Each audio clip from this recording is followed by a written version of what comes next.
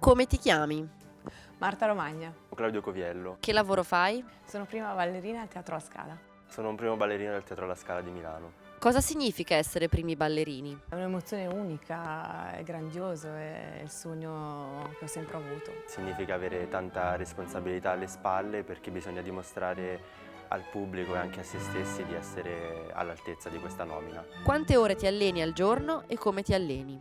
Dunque, noi lavoriamo 5-6 ore al giorno, iniziamo con l'allenamento alla mattina, la classe di 1 ora e un quarto e poi si provano 2 ore e mezza al mattino e 2-3 ore al pomeriggio. Mi alleno dalle 10 fino alle 5 e mezza, facendo la lezione, stretching, addominali, ma poi oltre all'allenamento e alle prove del teatro vado anche in palestra. Cosa fai nel tempo libero? Adesso ovviamente coi bimbi sto con loro e mi diverto con loro, gioco con loro. Cerco di rilassarmi il più possibile e di stare con gli amici. Cosa balli attualmente? Giulietta, il Romeo e Giulietta. Sto ballando Romeo, in Romeo e Giulietta di Macmillan. La più grande Giulietta di tutti i tempi. Alessandra Ferri. Alessandra Ferri. Il più grande Romeo di tutti i tempi. Ce ne sono tanti che mi hanno emozionato. Di Romeo ce ne sono un bel po' a cui faccio riferimento, come ad esempio Giulio Bocca, Massimo Murru, Angel Corei. Come deve essere il tuo Romeo? Bello, alto, forte. Abbiamo dei passi a due incredibili, quindi sicuramente mi sovrasti. Come deve essere la tua Giulietta? È sensibile, deve innamorarsi di me. Ti è capitato di non avere feeling con un partner? Fortunatamente no. Cioè, ho i miei preferiti, certo, però proprio da non averne no. Sì, E con un partner che ti sta antipatico? No. sì. Hai mai ballato con la febbre o con il mal di pancia? Sì, spesso. Ma poi in scena ti passa, non senti più niente. Sì, l'ultima mia recita di Romeo e Giulietta con Natalia Osipova. Avevo sì, la febbre, mal di gola, raffreddore, mal di testa, tutte ce le avevo.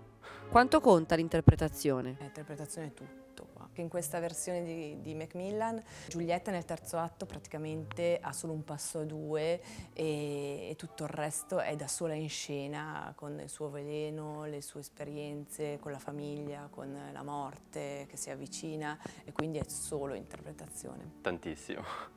Quanto conta la tecnica in questo balletto? Si parla di tecnica di passo a due soprattutto e ce n'è parecchia. Relativamente, quello che conta di più in questo balletto è l'interpretazione. Il momento tecnicamente più impegnativo. Forse è il passo a due del balcone. Tutto il primo atto perché per la resistenza, per il fiato. Il momento emotivamente più impegnativo. Sicuramente tutto il terzo atto. Tutto il balletto.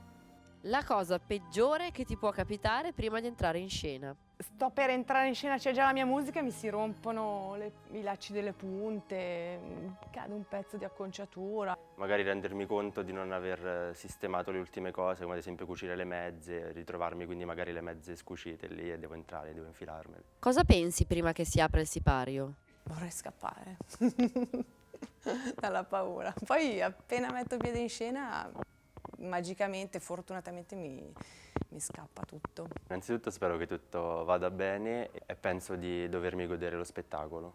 E quando si chiude? Dopo Romeo e Giulietta proprio sono vuota dentro.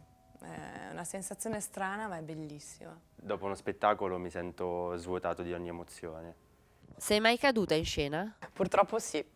Ero appena entrata a far parte della compagnia ed ero nei Fiocchi di Neve, no, Schiaccianoci. Ad un certo punto la coreografia prevede un cerchio, ci si spostava, io esattamente quando sono arrivata in centro sono caduta con un sedere per terra. Avevo paura anche delle altre che mi arrivassero addosso, in un nanosecondo mi sono rialzata, ho detto sono stata io, ero io, poi vai avanti con la coreografia. Sei mai caduto in scena? Durante il mio debutto di Jean Debrienne nella ricostruzione di Raimonda, praticamente dovevo correre per andare a fare una diagonale e in quel momento sono scivolato con le ginocchia a terra e ho avuto subito la prontezza di rialzarmi con la mano. Lì per lì pensavo fosse una tragedia, invece poi è stato veramente divertente. Ti sei mai scordato i passi? Mi è capitato anche questo. No. in Mirta e in Giselle.